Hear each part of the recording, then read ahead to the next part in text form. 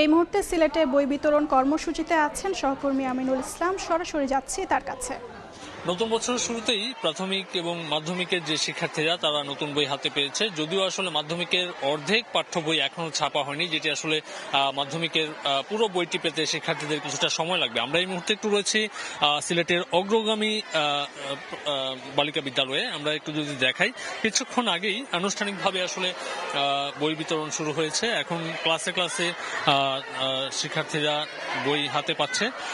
তাদের যে কার্যক্রম, গণিত থেকে শুরু করে সবগুলো বই আসলে সব বিষয়ে বই বিতরণ শুরু হয়েছে এবং প্রত্যেকটি ক্লাসে আমরা দেখতে পাচ্ছি যে এখানকার যেসব শিক্ষার্থীরা রয়েছে তারা নতুন বই হাতে পেয়ে উল্লসিত। তবে আপনারা জানেন যে 3 দিনের রাষ্ট্রীয় শোক চলছে বেগম খালেদা জিয়ার মৃত্যুর কারণে।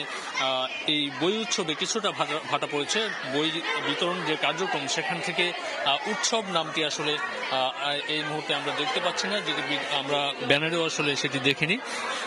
তবে এই কার্যক্রমে যতটা সম্ভব শিক্ষক এবং যারা রয়েছেন বিদ্যালয়ের, তারা আসলে চেষ্টা করছেন শিক্ষার্থীদের হাতে তাদের বছরের শুরুতেই নতুন বইটি তুলে দেওয়ার জন্য তারা তাদের পর্যায় থেকে সর্বোচ্চ চেষ্টা করছেন।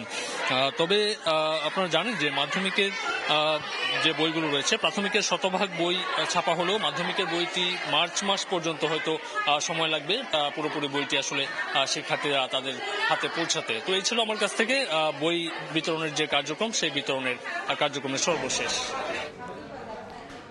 সরাসরি যুক্ত ছিলাম সিলেট থেকে।